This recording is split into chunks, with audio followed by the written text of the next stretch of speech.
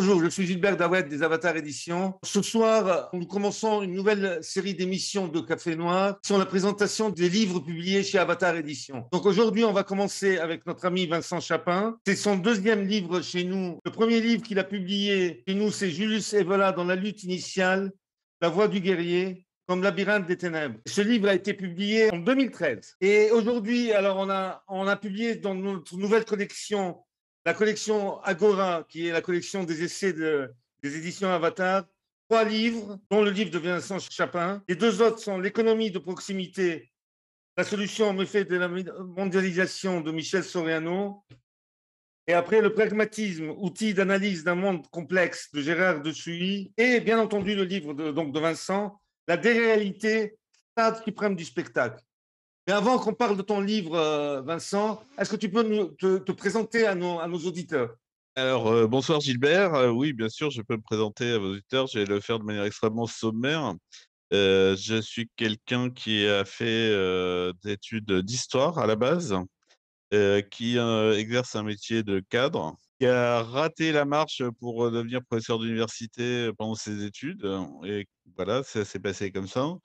Et ensuite, donc, qui s'est retourné vers différentes disciplines. Et j'ai commencé donc à écrire des livres à partir de 2008, après avoir fréquenté des cercles parisiens qui cherchaient à recréer des écoles de philosophie, en particulier à l'époque le milieu dit créaliste. À la suite de quoi j'ai écrit mon premier livre qui s'appelait La lutte contre les discriminations comme dispositif de domination, dont le titre, à mon avis, est encore tout à fait actuel. Il avait pour vocation de montrer que quelque chose comme aujourd'hui, par exemple, la déconstruction, comme on dit, est en réalité non pas un discours visant à obtenir l'égalité, un discours visant à obtenir une domination symbolique. J'ai commencé par là. Ensuite, j'ai eu une commande d'un ami très proche sur d'écrire un livre sur Julius Evola, donc qui est bien paru chez Avatar. Depuis 2011, donc je travaille à un livre très ambitieux sur les formes de la société contemporaine, en sachant que j'ai fréquenté à l'époque donc des situationnistes. Et donc maintenant, de plus en plus, je me suis orienté après aussi une lecture de Marx vers les situationnistes. Et mon livre là est donc une sorte de résumé, de condensé de mon travail depuis 2011, qui est sorti au moment de la crise de 2020.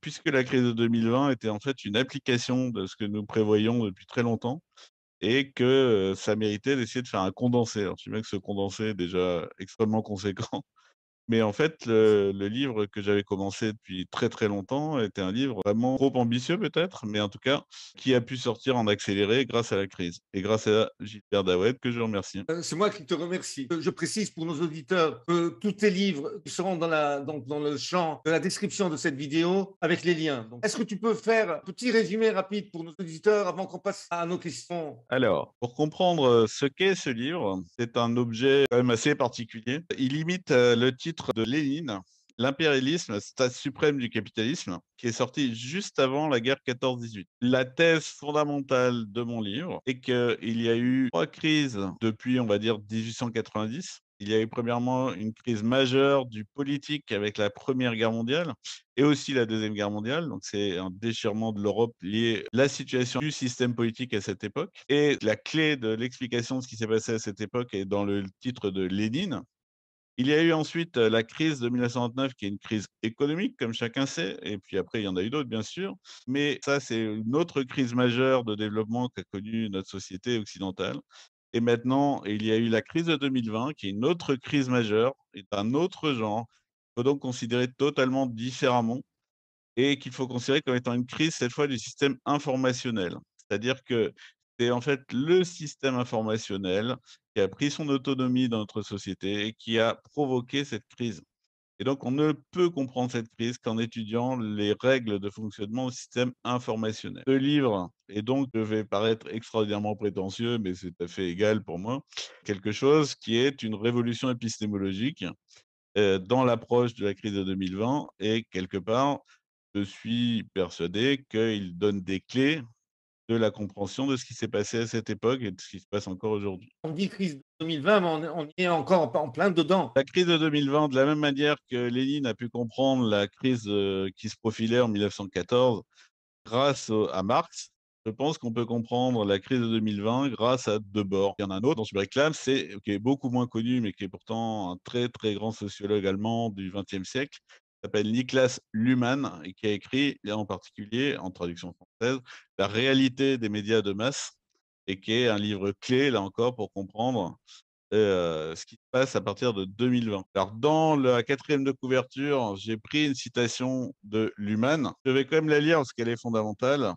Cette citation est la suivante: «On ne peut absolument pas découvrir, à l'aide de ce système en question étant le système médiatique ou informationnel, comment le monde est constitué, fût-il d'une manière déformée qui doit être corrigée, et rendre alors cette connaissance accessible à tous». Donc l'idée fondamentale, c'est que les formes actuelles de l'information ne nous permettent pas simplement de savoir de quoi on parle et que la première chose à faire, c'est d'étudier la manière dont on connaît. Et ce n'est pas du tout une nouveauté. À la fin du XVIIIe siècle, Emmanuel Kant a aussi accompli une révolution copernicienne dans la philosophie en disant qu'on ne devait plus s'intéresser prioritairement à l'être, mais à la manière dont on le connaissait. Et là, c'est exactement pareil. On ne doit pas s'intéresser prioritairement au monde, et d'abord à la manière dont les sociétés le connaissent à travers le système informationnel. Et à partir de là, le point de vue permet d'énormes éclaircissements sur la situation actuelle. Donc, les trois questions fondamentales. Alors, la première, c'est que puis-je savoir? Donc la première question que donnait Emmanuel Kant, hein, que devait se poser tout philosophe ou tout sage, c'est: que puis-je savoir?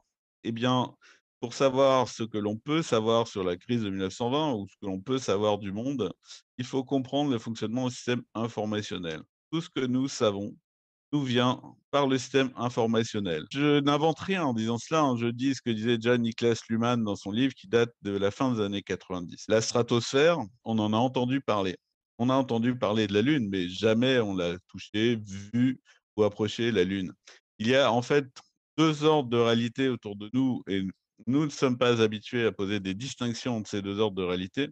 Il y a d'abord le monde propre qui est toutes les choses qu'on peut nous-mêmes voir et toucher au quotidien. Par exemple, notre maison, notre table de cuisine, des tas de choses hyper banales, notre ordinateur, notre téléphone, et cetera, en tant qu'objet. Et il y a ensuite, tout nous vient en tant qu'information par le système informationnel. Et ces choses sont profondément différentes. Il y a une réalité de premier ordre, qui est celle que l'on connaît par le toucher, par la proximité. Il y a une réalité de second ordre, qui est celle qu'on connaît par l'information. Et nous ne savons pas faire de distinction entre les 2. Nous avons l'impression de vivre dans un monde unique. Or, ce monde, dans la réalité pratique, ne l'est pas. Les règles du premier monde ne sont pas les règles du second monde. Il est donc indispensable de connaître le système informationnel pour comprendre ce que l'on peut savoir. Or, ce système informationnel n'est jamais étudié en lui-même, et encore moins par les médias, puisque les médias ne parlent pas d'eux-mêmes en règle générale, ou très très peu, et parlent encore moins des règles de leur propre fonctionnement.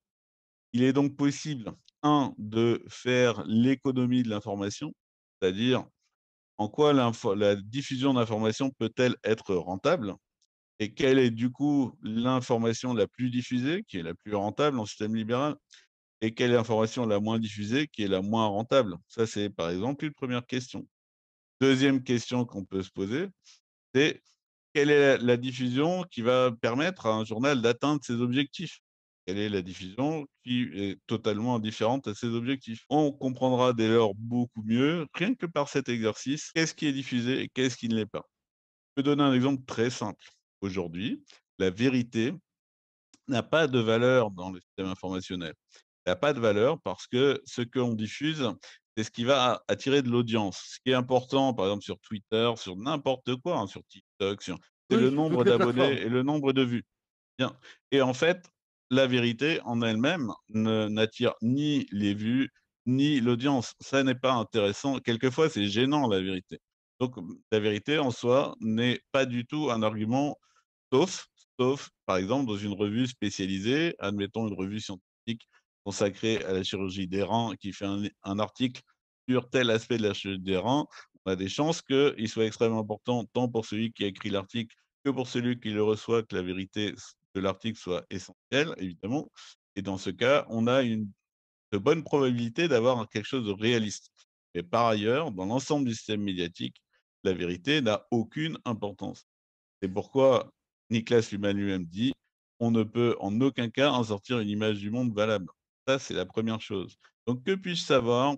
La première réponse que l'on peut donner en étudiant le système médiatique, mais pas de manière morale, c'est de manière tout simplement en étudiant son fonctionnement, c'est, bah, presque rien et prioritairement ce qui appartient à son monde propre, à sa proximité immédiate.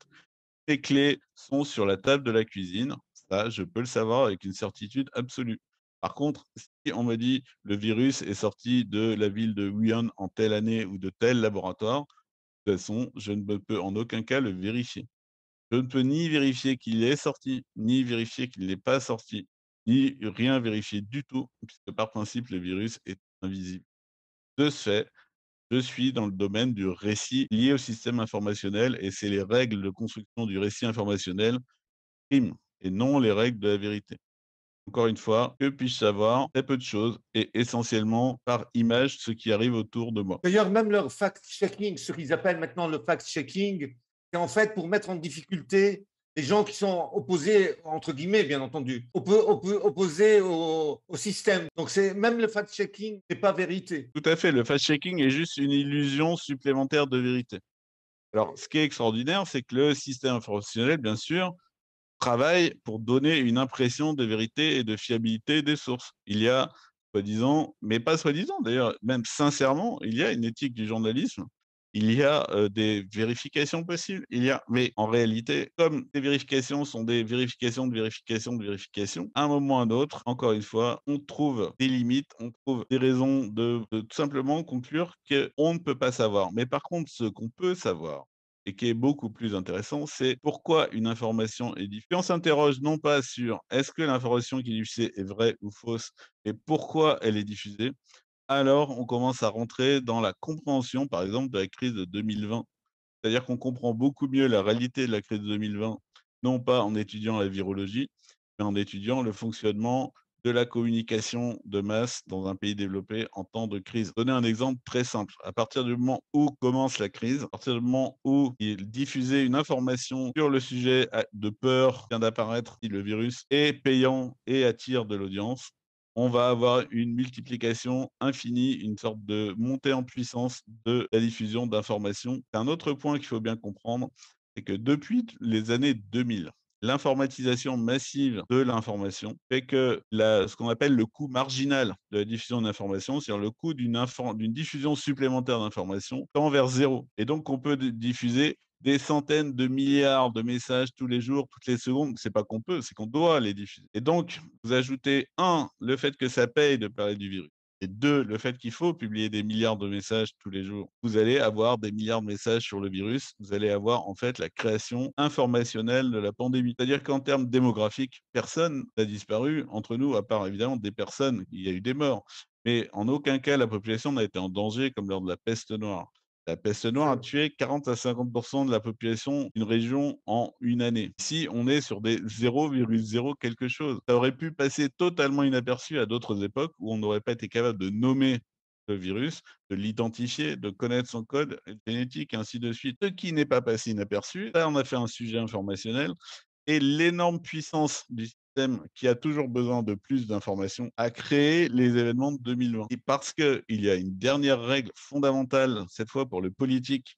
Aujourd'hui, les politiques, ils sont des communicants. Ils ne sont pas des gens qui agissent, ils communiquent. Et après, ils réfléchissent à ce qu'ils vont faire. Ils communiquent. Et donc, quand on a une information préoccupante, quand on est un politique, il est absolument indispensable de répondre en disant qu'on fait quelque chose. Très bien, il y a un virus dangereux, il faut faire quelque chose. On l'a vu, chaque semaine, il fallait à nouveau faire quelque chose.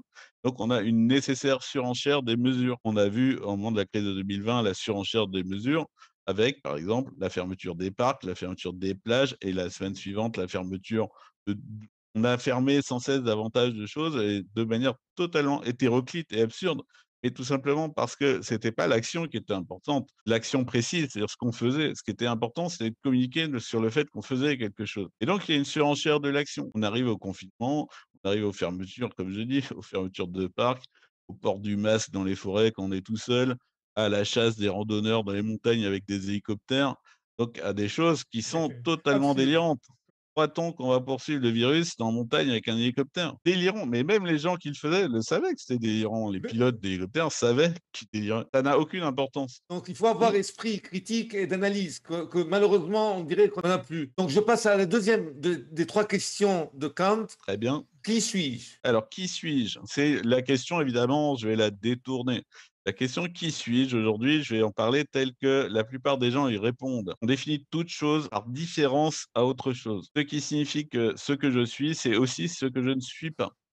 Ce que je suis, par ailleurs, en tant qu'individu, on le décrit aussi par une histoire. On dit: «Qui êtes-vous?» Ben, on m'a demandé: «Qui êtes-vous, Vincent?» J'ai répondu: «J'ai étudié telle chose, j'ai fait ci, j'ai fait ça». Très souvent, la biographie et donc l'identité, ce sont 2 choses partagées. Dans le monde informationnel où vivent la plupart des gens, ils vivent dans un monde qui n'existe pas, qui n'a aucune réalité. Ils vivent dans le monde du réchauffement climatique qui va finir l'histoire de la Terre. Ils vivent dans le monde de l'énorme épidémie qui va détruire l'humanité. Ils vivent dans des choses totalement qui sont en fait des contes, hein, sont extrêmement comparables aux mythes anciens. À plein de niveaux, ils sont comparables dans leur forme, ils sont comparables aussi dans leur usage. Il y a un aspect religieux dans tout ça. Il y a un aspect, par exemple, hein, l'histoire de la fin du monde, l'apocalypse, à comparer avec l'histoire du réchauffement climatique, c'est tellement ressemblant. L'histoire du virus à comparer avec, une sorte de punition divine aux excès de consommation qui va nous permettre d'arriver au monde d'après. Le fameux monde d'après où plus personne ne consommera rien, il n'y aura plus de pollution.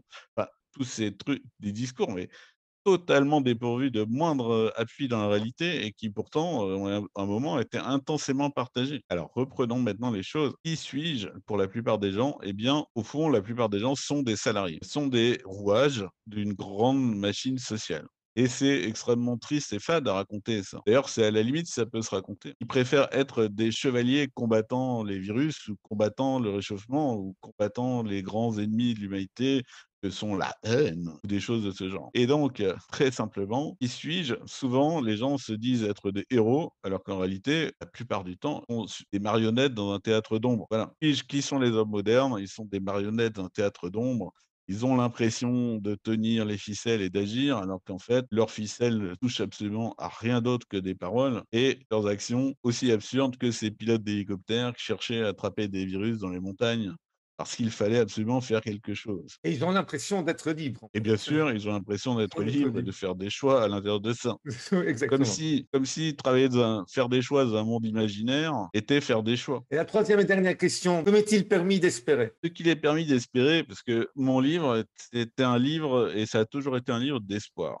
Ce qu'il est permis d'espérer pour moi, c'est que de la même manière qu'au XVIIIe siècle, des gens ont pu se libérer de formes devenues absurdes et rigides de la religion par la raison. Voilà, je reprends la définition des Lumières par Emmanuel Kant. Sois capable de comprendre par toi-même. Eh bien, je pense qu'en connaissant les règles de fonctionnement du système informationnel, des gens peuvent déjà se libérer de son emprise et cesser tout simplement de se penser à l'intérieur du monde informationnel, avoir de l'humour, avoir de la distance, avoir simplement même de la dérision par rapport à tout ça. Et ce qui m'est permis d'espérer, c'est déjà d'avoir une liberté intérieure, exactement comme des dissidents de l'Union soviétique, puisque, on en reparlera, mais il y a de plus en plus de ressemblances entre le monde soviétique finissant et le monde de l'Union européenne finissant. Exactement comme ces dissidents, bah, n'avaient au fond aucune liberté réelle puisqu'ils étaient entourés d'ennemis, mais pour autant, ils avaient une grande liberté intérieure puisqu'ils pouvaient rire énormément du fonctionnement de la Russie de l'époque, de l'URSS, qui était quand même sur le fond, André Zinoviev, hein, les hauteurs béantes, sur le fond, cruellement, mais quand même drôle. La liberté, vous voyez,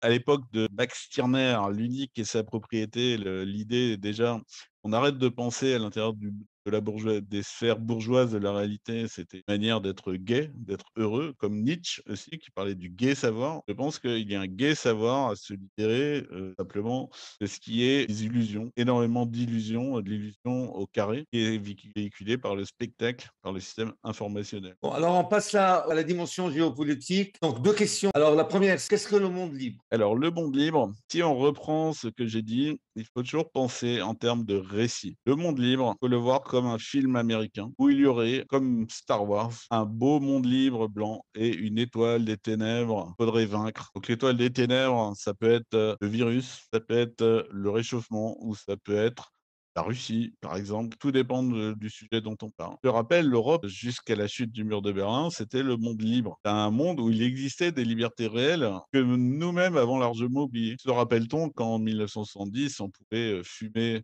à peu près n'importe où, Absolument. même en faisant ses courses? Même dans l'avion et au cinéma. Oui, tout à fait. Alors, c'est pas pour le regretter, c'est simplement pour dire que la volonté de liberté de la population avait pris le pas sur toutes les règles de sécurité possibles et imaginables et que l'époque donne la priorité à la liberté. C'est un choix. On peut rouler à tombeau ouvert et sans ceinture, c'est pas malin, mais il n'empêche que personne contrôle personne. Le monde libre. Et aussi, hein, de la même manière, on peut créer une entreprise sans qu'elle a pratiquement rendre de compte à toute une série de normes. On peut créer un restaurant, sans que la cuisine, puisse être vérifiée par un inspecteur sanitaire, sans que les contrats du personnel puissent être vérifiés par un inspecteur du travail. Et on ne se rend pas compte, en fait, que sacrifier petit à petit toutes les libertés au nom de règles de sécurité finit par aboutir à un monde sans liberté aucune. On s'en rend pas compte parce que c'est insidieux. Et ce qu'a permis 2020, c'est de faire un choc pour les gens qui peuvent un peu observer la réalité. En 2020, on a bien vu qu'en fond, la liberté n'était plus défendue par les politiques au pouvoir dans l'ensemble de l'Europe. Ils ont préféré la sécurité à la liberté, mais c'était le choix depuis 20 ans, depuis 30 ans. Simplement, là, c'est devenu extrêmement violent.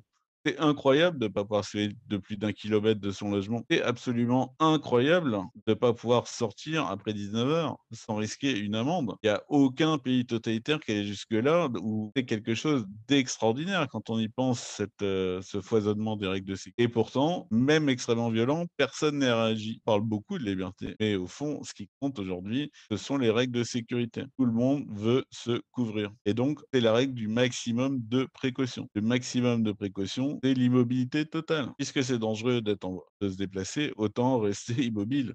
Puisque c'est dangereux de sortir, autant rester chez soi. Et le problème, c'est qu'on ne peut pas le faire durablement. C'est une catastrophe. Voilà. Parce que la vie humaine ne peut pas résider en l'immobilité. Ils ont commencé à le comprendre, mais ça a mis des semaines. Et quand ils ont vu que ils allaient laisser l'économie s'effondrer, en fait, le caractère délirant et dénué de réalité de leurs décisions leur est apparu un peu, et encore pas énormément. C'était quand même quelque chose d'assez extraordinaire à voir, cette réaction, qui a fait, à l'époque, un ministre, très, très important du gouvernement européen, très important, avait dit que les mesures actuelles avaient un danger politique et qu'elles commençaient à diminuer la différence entre l'Europe et les dictatures comme la Chine et donc à rendre moins enviable le modèle européen. Je pense que c'était extrêmement vrai. Il y avait bien une dérive en ce sens. Moi qui ai vécu dans des pays où il y avait des dictatures et des théocraties, vu que j'ai vécu même en Arabie Saoudite à une certaine époque, tant que tu ne faisais pas de la politique, on te laissait tranquille. Il y avait plus de liberté, par absurde, en Arabie Saoudite, où on ne peut pas boire de l'alcool, mais où je pouvais conduire la voiture sans ceinture de sécurité, par exemple. Il faut comprendre, c'est que c'est un fonctionnement en tant que système anthropologique et qu'il ne faut pas le comprendre en tant que volonté d'une personne. Donc, j'ai dans mon livre un chapitre, hein, sur la théorie du complot. Il n'y a pas de complot, il y a juste un fonctionnement. De la même manière, l'effondrement de l'URSS, c'est pas un complot.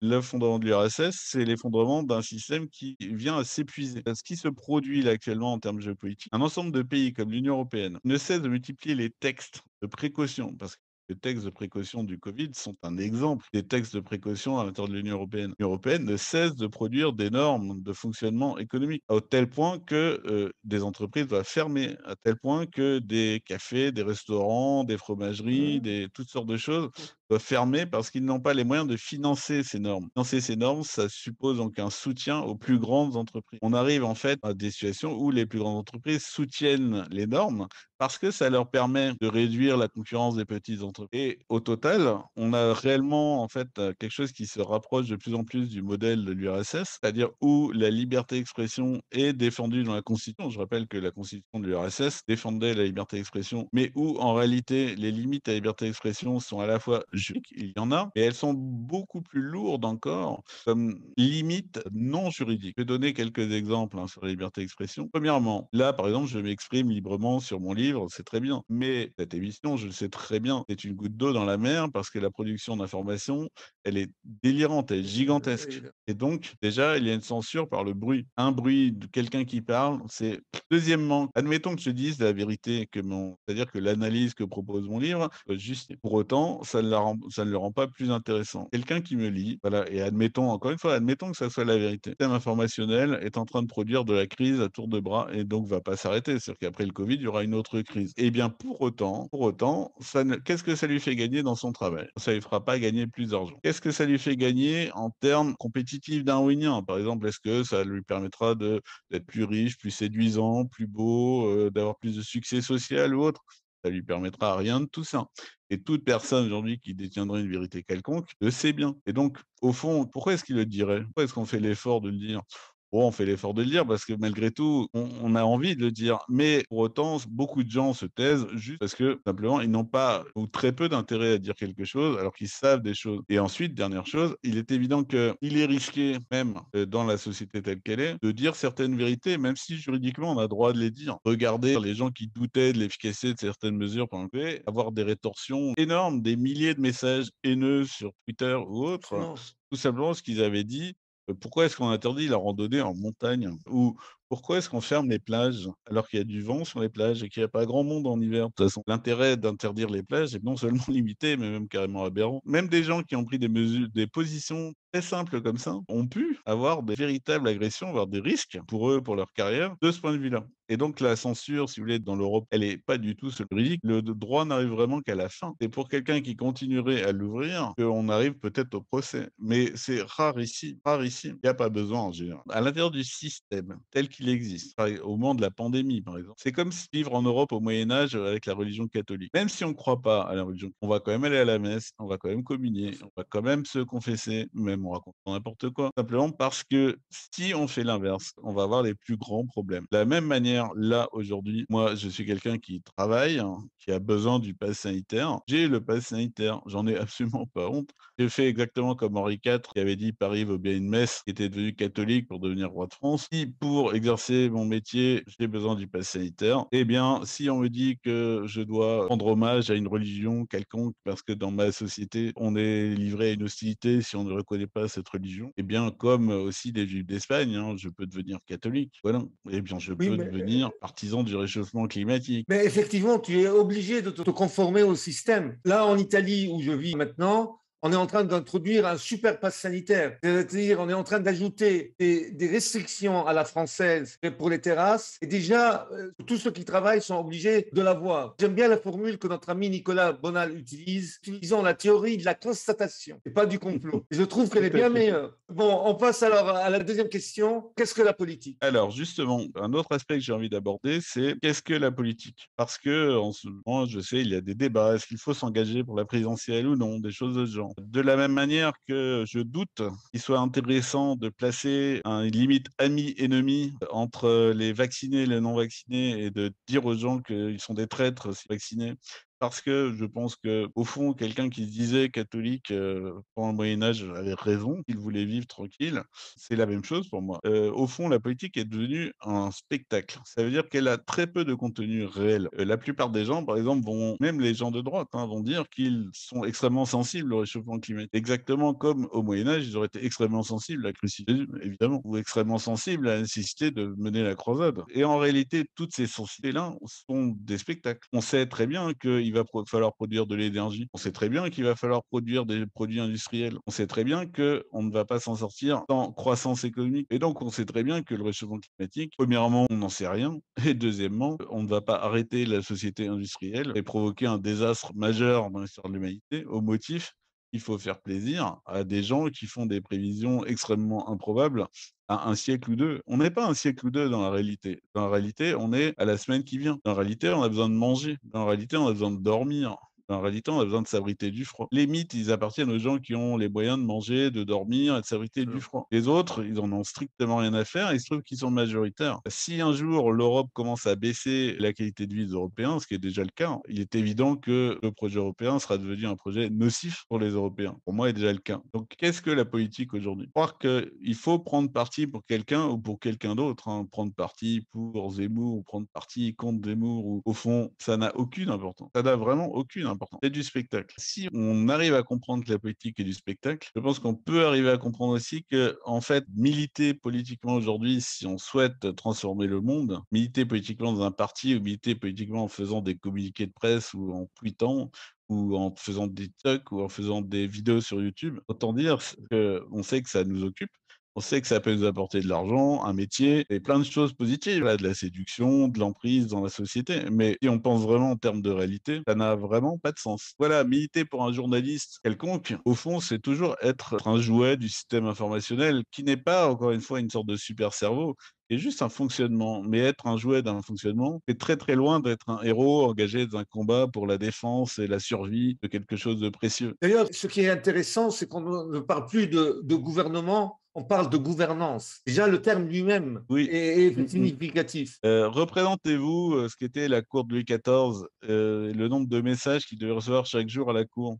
Allez, peut-être 20, 30, 40, je sais pas. Imaginez qu'on reçoit dans une cour, dans un grand gouvernement, 40 messages par jour, 40 mails pour tous les ministères, pour tous les gens qui ouvrent des mails dans les ministères. Inimaginable. Ils en reçoivent des milliers. Il y en a des millions qui sont émis entre les tweets, les machins, les choses comme ça. Et tout ça, au fond, a quoi comme emprise sur la réalité? Une emprise de plus en plus faible. Il y a de plus en plus de messages, mais pour autant, il n'y a pas plus d'observation de la réalité. Et donc, la réalité se dédouble. Il y a une réalité seconde, une réalité qui, en fait, est une image de la réalité qui a perdu racine dans la réalité première. C'est-à-dire que plus ça va, et plus les dirigeants vivent dans un monde largement imaginaire, et plus leurs décisions sont des décisions dangereuses, exactement comme si on pilotait le Titanic en fermant les vitres, en regardant les instruments de bord, et que les instruments de bord, au fond, disaient n'importe quoi parce que leur fonctionnement serait altéré par leur style de fonctionnement. C'est exactement ce qui se passe. Par exemple, là, l'Union européenne est en train de se couper ses sources d'énergie dans 50 ans. L'Allemagne a trouvé très intelligent d'à la fois passer à des centrales à charbon et en même temps d'électrifier ses voitures. Imaginez ce que ça signifie. Une voiture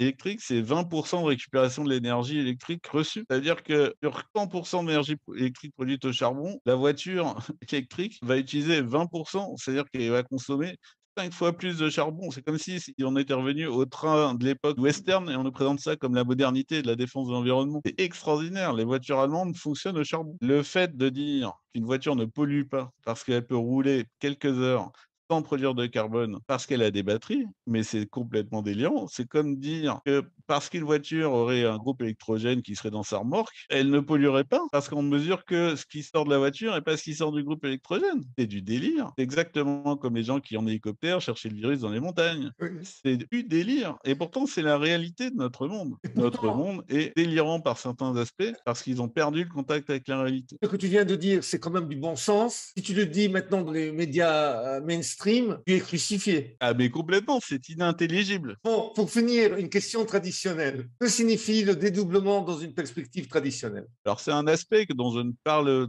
que très peu dans mon livre. Mon livre est un livre de sociologie et surtout de théorie de l'information, quelque chose issu directement du spectacle de Debord. Mais il y a quand même un mot à dire sur le plan de vue traditionnel. C'est bien que du point de vue traditionnel, le monde des images, le monde du spectacle est appelé la Maya, c'est-à-dire c'est fondamentalement quelque chose qui existe, mais aussi avant tout quelque chose qui est illusoire. C'est illusoire, ça va donner à chacun une identité illusoire, c'est-à-dire qu'il y a le monde de l'illusion, et à l'intérieur du monde de l'illusion, on va se créer un ego illusoire. Donc tout ça, c'est purement illusoire. Et ce qui est extraordinaire quand on y pense, ce monde est en train de se dédoubler, c'est-à-dire qu'il y a le monde du spectacle, et il y a, comme je l'ai dit, un monde qui est conçu comme une réalité qui est produit. Alors c'est très ressemblant avec la religion, c'est-à-dire que personne ne doutait au Moyen Âge de la réalité de la religion catholique et de ses dogmes.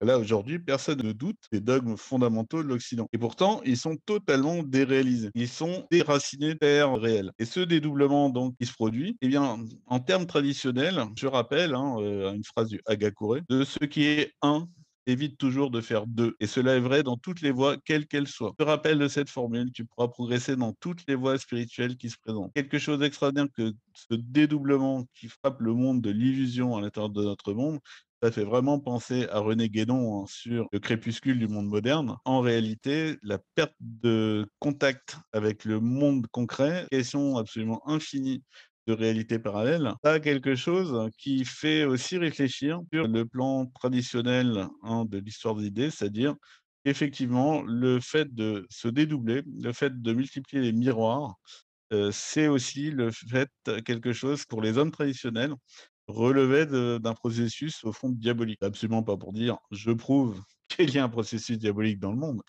C'est juste pour dire que c'est par contre quelque chose qui rappelle les processus de la schizophrénie au plan individuel. On est dans, je pense quand même, une pathologie, collective de la construction, de la perception de la réalité qui permet à l'espèce de vivre. Et là, donc on est dans quelque chose où l'immense puissance de la civilisation industrielle, ne nous a pas encore mis face à des difficultés. Mais pour autant, tant comme je le dis, hein, on est un Titanic dont les vitres sont fermées et où on a l'impression qu'on peut conduire avec les instruments de bord. Là, on est un peu dans la même situation. Le risque de finalement arriver à une crise majeure ne peut pas être écarté. Et quelque part, que l'Union européenne finisse par avoir un destin qui ressemble au destin de l'URSS, c'est-à-dire qui aboutisse à l'incapacité de faire fonctionner son industrie et ses usines et de produire suffisamment de richesses pour la population, ce n'est pas une impossibilité aujourd'hui. Il peut y avoir, par exemple, un blackout électrique général en Europe. Il peut y avoir une crise énergétique absolument majeure, ne serait-ce que parce que l'Europe joue à faire peur à la Russie et en même temps dépend du gaz russe. Voilà, cette situation générale, elle n'en est pas moins inquiétante.